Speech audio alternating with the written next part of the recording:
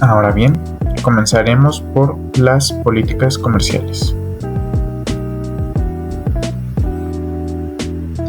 Podemos entender como política fiscal al conjunto de instrumentos, procedimientos y medidas de intervención del Estado para fomentar las exportaciones o limitar las importaciones.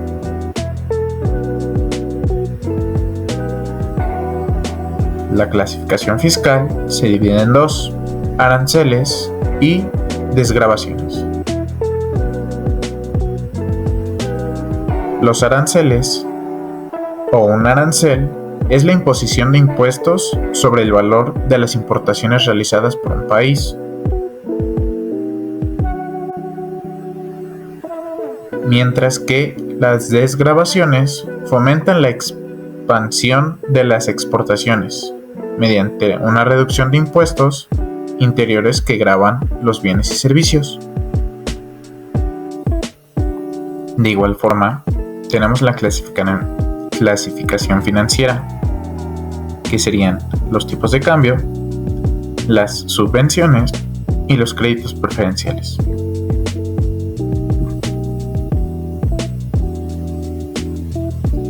El tipo de cambio consiste en la devaluación o revaluación del valor de la moneda nacional en relación con monedas de otros países.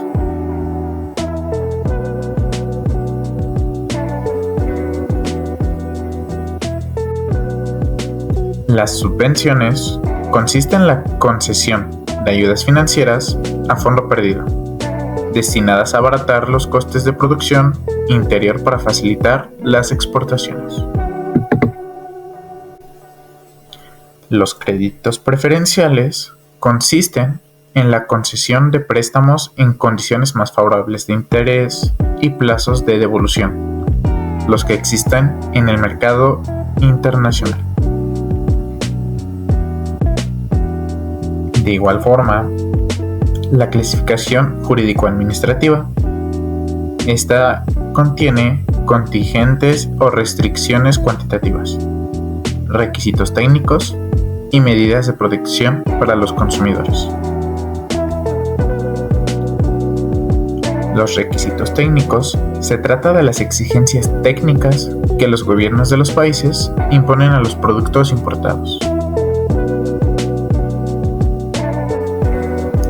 Por último, las contingentes o restricciones cuantitativas, que son limitaciones impuestas por los gobiernos de los países a las cantidades que pueden importarse de determinado producto. Como lo mencionábamos anteriormente, los aranceles son impuestos que se aplican a las mercancías cuando se importan o se exportan entre países. Estos son regulados por los gobiernos y se cobran una vez que el producto esté dentro de la aduana. Algunos puntos claves que tenemos que tener en cuenta son los siguientes.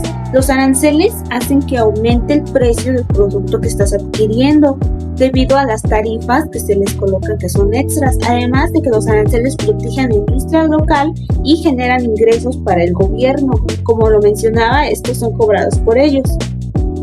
Existen dos tipos de aranceles: los aranceles a la importación y los aranceles a la exportación. Los aranceles a la importación se calculan sobre la importación de bienes calculados por el porcentaje del precio del producto. También tenemos los aranceles a la exportación. Estos tienen como principal objetivo dificultar la exportación de un bien para evitar la escasez en el país. Por ejemplo, vamos a hablar sobre el arroz. Un país puede imponer una tarifa arancelaria del 10% sobre la exportación de arroz. Esto para proteger su mercado interno, porque de esta manera hace que se encarezca el precio en el extranjero y esto incentiva a que haga un consumo local. Las barreras no arancelarias son restricciones que los gobiernos le imponen al comercio internacional, pero estas no se relacionan directamente con los impuestos a las importaciones y a las exportaciones. Más bien, van más enfocadas hacia las regulaciones, a los requisitos técnicos y a los procedimientos burocráticos de cada país.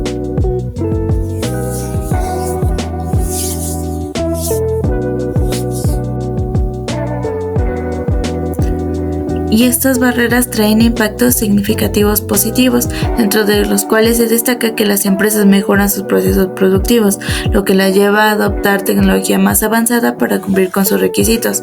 Hay una mayor competencia interna, pues las empresas locales buscan innovar y desarrollar nuevos productos, mantiene la identidad cultural de un país, protegiendo sus productos autóctonos y sus prácticas culturales, y además protege la seguridad nacional, pues prohíbe la entrada de ciertos productos que puedan representar un riesgo.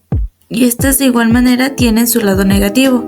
Por ejemplo, elevan los precios de los productos importados, lo que puede afectar al consumidor final y va a disminuir la competitividad entre las empresas. Limita la oferta de productos en el mercado. Esto hace que se restrinjan un poquito las opciones de compra que tiene el consumidor. Y también hay conflictos entre países, quienes pueden tomar represalias dentro del comercio y va a disminuir el mismo.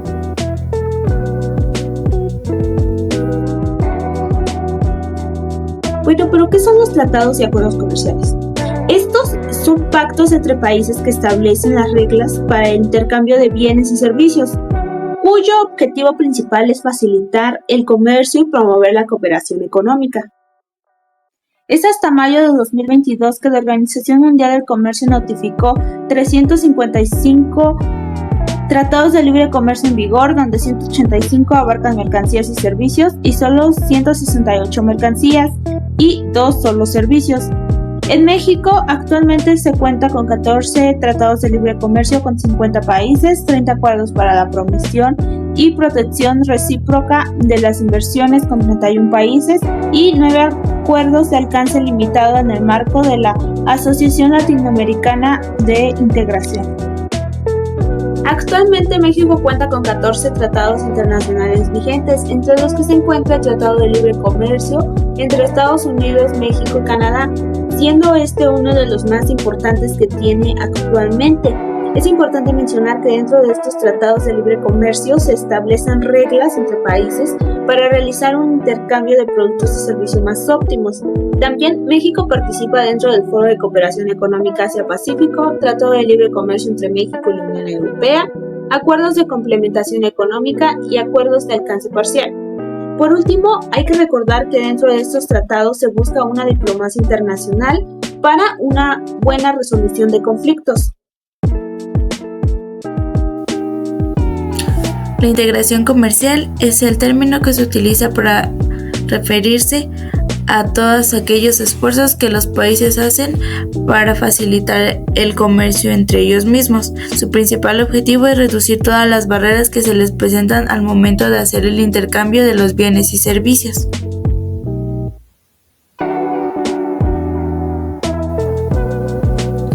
Y estos se clasifican en 4 tipos. La zona de preferencia arancelaria, que es donde ciertos países se les permite importar determinados productos a una tarifa reducida. La zona de libre comercio, que es donde los países se eliminan entre ellos mismos aranceles, lo que facilita un poco más el comercio. Por ejemplo, el TLCAN es quien hace este tipo de integración. La unión aduanera, que es donde no solamente se eliminan aranceles internos, sino que a países terceros se les impone un arancel extra. Es muy común, por ejemplo, en la Unión Europea. Y la unión económica, que es donde no solamente los países comparten políticas comerciales, sino también las económicas y las fiscales, lo que permite una integración aún más profunda.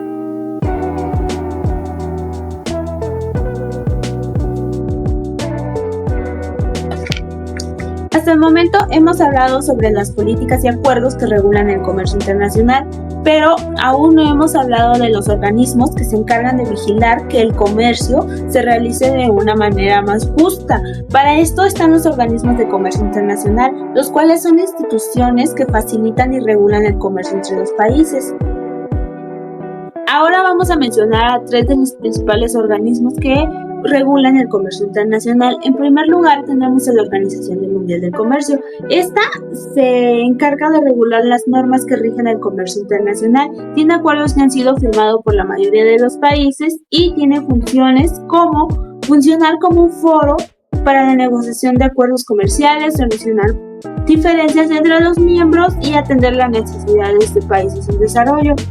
Después tenemos a la Organización para la Cooperación y Desarrollo Económico. Este es un organismo creado con el objetivo de hacer frente a los desafíos económicos, sociales y de gobernanza relacionados con la globalización.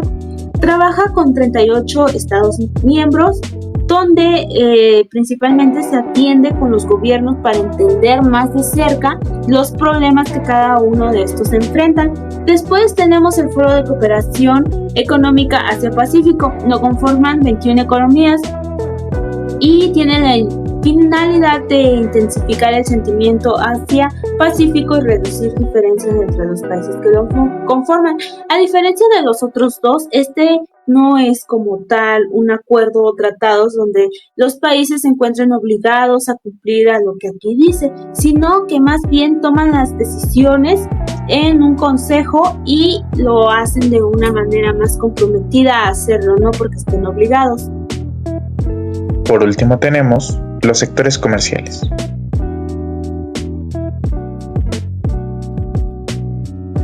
Los sectores comerciales se dividen en tres.